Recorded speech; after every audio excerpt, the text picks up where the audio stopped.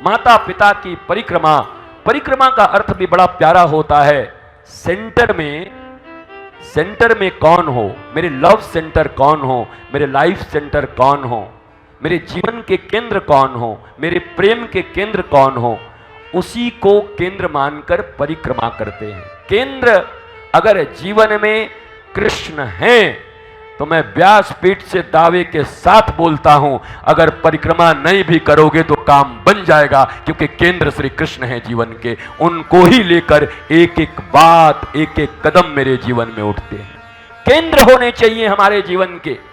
जब कुछ करने जाएं तो मम्मी पापा याद आए, मेरी माता, मेरे पिता मुझे जीवन में क्या करना चाहिए जिससे उनको जीवन में कोई कष्ट न हो।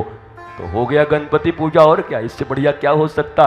प्रत्येक बालक और बालिका अगर केवल यह विचार करें प्रत्येक कर्म करने के पहले कि मेरे जीवन के केंद्र मेरी जन्म देने वाली मां और मेरे हाथ पकड़ करके मुझे ज्ञान देने वाले और मेरे शरीर का पोषण करने वाले, मुझे ज्ञान दे करके आगे बढ़ाने वाले, दुनिया में मुझे जीने सिखाने वाले मेरे पिता हैं। मेरा एक एक कदम उठेगा तो अपने माता और पिता के प्रसन्नता के लिए उठेगा। हो गया गणपति पूजा, इससे बढ़िया गणपति पूजा क्या होगी, बताओ महाराज।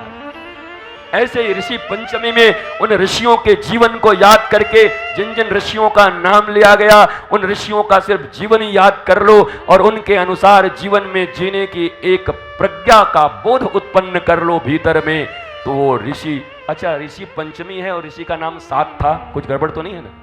ठीक है, कोई बात नहीं। 7 ऋषि हैं। इन 7 ऋषियों के अनुसार, तो इन सप्तऋषियों का क्या किया ध्रुव ने? भगवान ने ध्रुव को सप्तऋषियों के बीच में रहने का मौका दिया। किस लिए दिया? 24/7। किस लिए? बार बार बर मांग हूं हर्ष देहु श्री रंग, पद सरोज अन पायनी भक्ति सदा सत्संग। तो ऋषियों से जब जब ये क्या नाम है इसका, क्या बोले, ऋषि पंचमी की जब याद आए तब अपने परिवार के साथ बैठ करके आधे घंटे का सत्संग कर लेना। हो गया महाराज ऋषि पंचमी। ऋषि के साथ वही सत्संग ही तो करना है। तो इधर उधर न फंसकर हमें अपने प्रतीक, हमें अपने व्रतों, त्योहारों और अपने एक एक उत्सवों के उत्स को निकालना जरूरी है।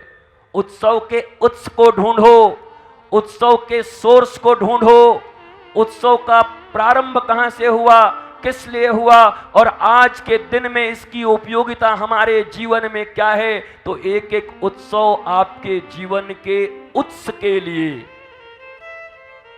श्रेष्ठता के लिए। उत्स का अर्थ तो होता है सोर्स। सोर्स मतलब स्रोत, द सोर्स ऑफ लाइफ, उसको कहते हैं उत्स। उत्स से बना उत्सव।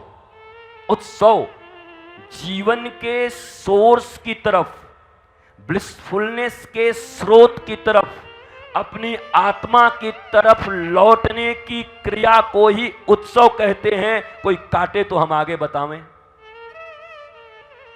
उत्स, उत्स, उत्सव।